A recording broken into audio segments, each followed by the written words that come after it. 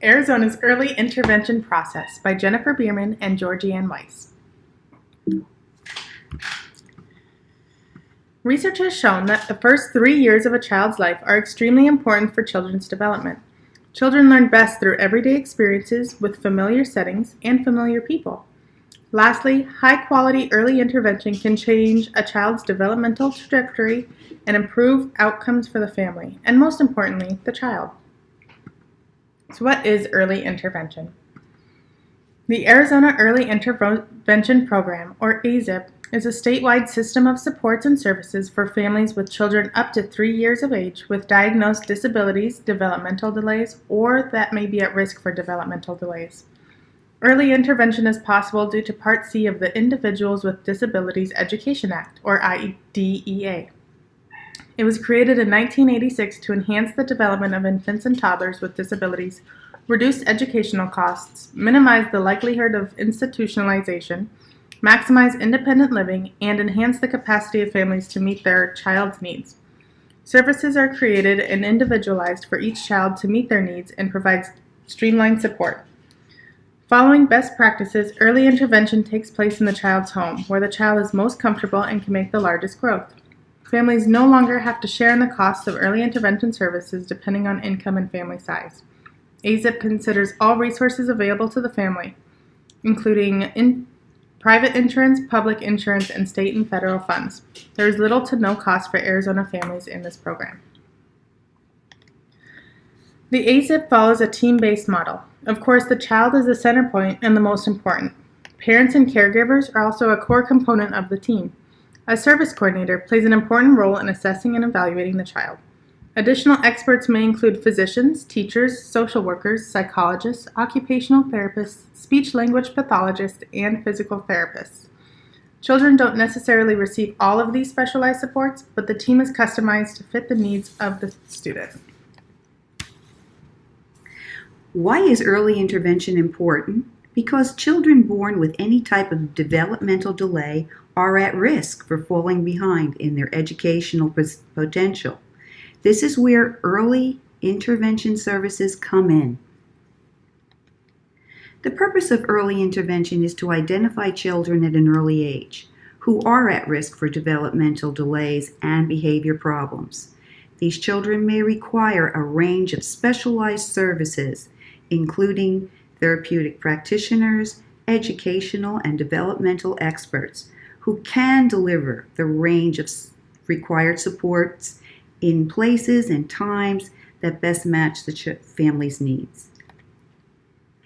Eligibility, referral, and process are words that sound daunting, but they're not.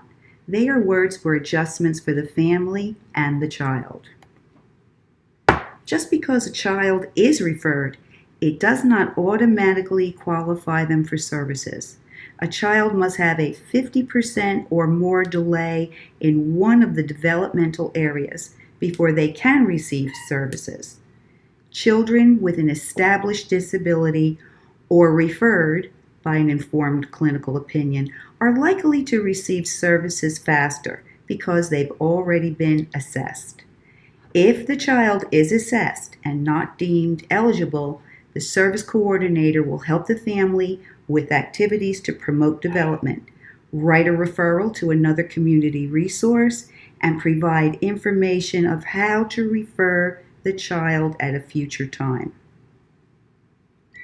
Here's the overall process. First, a child is referred. A service coordinator then makes an initial visit to determine if the child does, in fact, need early intervention services. If so, a formal assessment is administered and the team creates what is called an IFSP, or an Individual Family Service Plan. Each year, the assessment and IFSP are revisited to refine or change depending on the child's needs. When the child reaches 3 years of age, they exit the early intervention program in the transition stage and move on towards preschool. Let's take a deeper look into the process. Anyone can make a referral that has a concern about the child's development. A service coordinator makes the initial contact explaining the process and gets parental consent to continue with the process. The service coordinator may have the family fill out the ages and stages questionnaire regarding their observations of their child's growth in communication, gross motor, and fine motor, social emotional development, and adaptive self-help skills. Here's a brief video showing the screening process during the initial visit.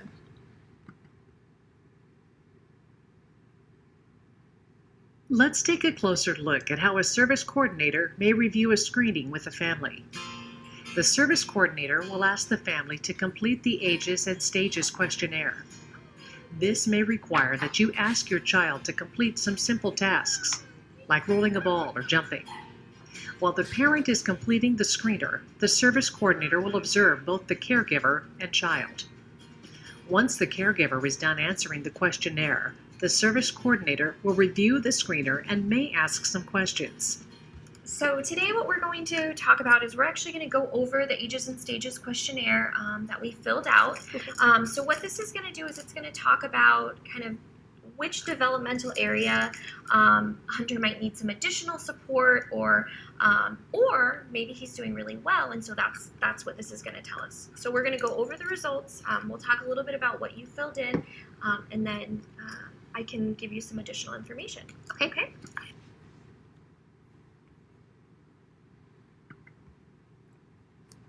Should I refer my child? It is important for parents to understand how their child's milestones are the benchmark for screenings, assessments, and evaluation when determining eligibility for an IFSP or IEP services. As a parent, you know your child best. If your child has delays or suspected delays, seek out support immediately. Here are some common milestones children meet for each age range.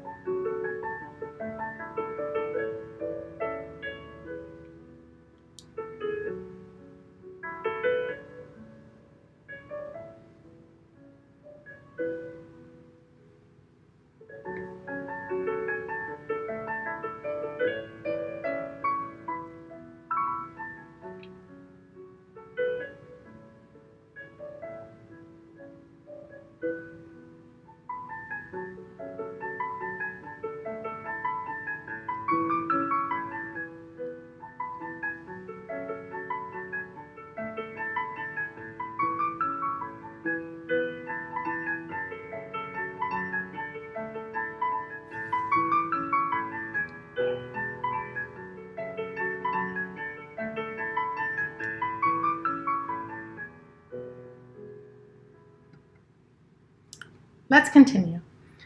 After the evaluation, an assessment is conducted to identify the family's resources, priorities, and concerns, as well as the supports needed to meet the child's developmental needs. An assessment of the child must include the evaluation results, personal observations of the child, and the identification of the child's needs in each developmental area.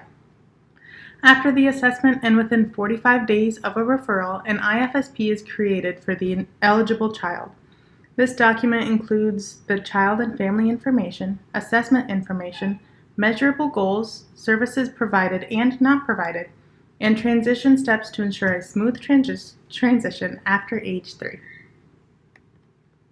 To start the process of a smooth transition, the service coordinator is responsible for facilitating the transition meeting, consult with the parents, and implement the appropriate steps for the child to exit the IFSP, Part C, services, to services under Part B of IDEA.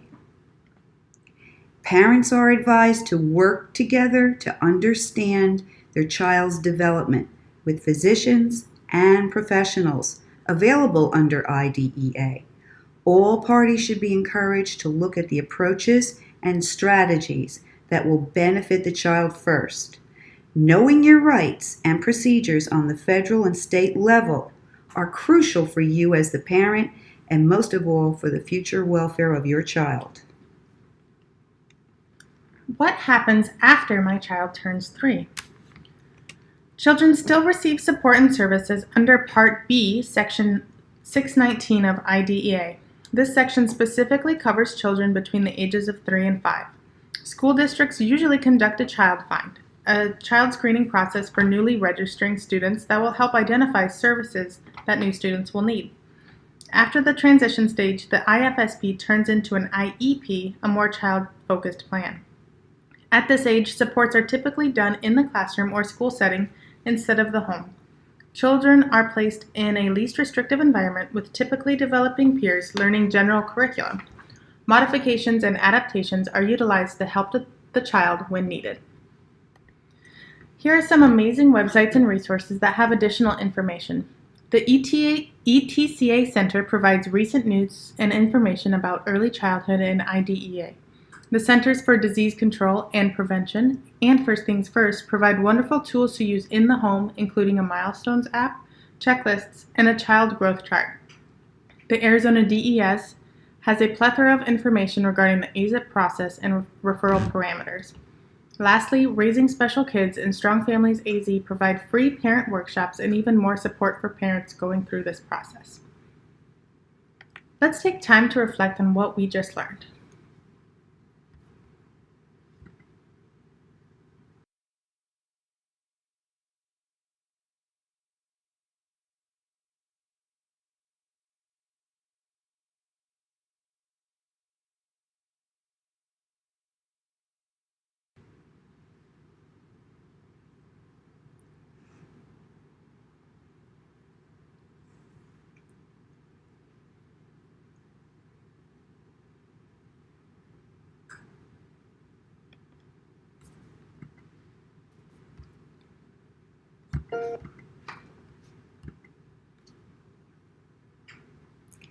Fear may stop you from asking questions, but do not let fear stop you from taking the steps to planning your child's future.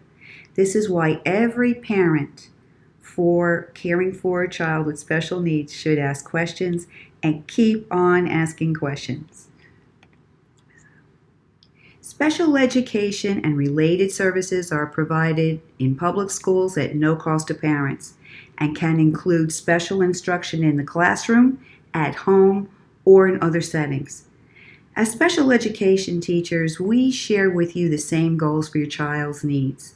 This is why your feedback is important to us. Please visit our link and take our survey.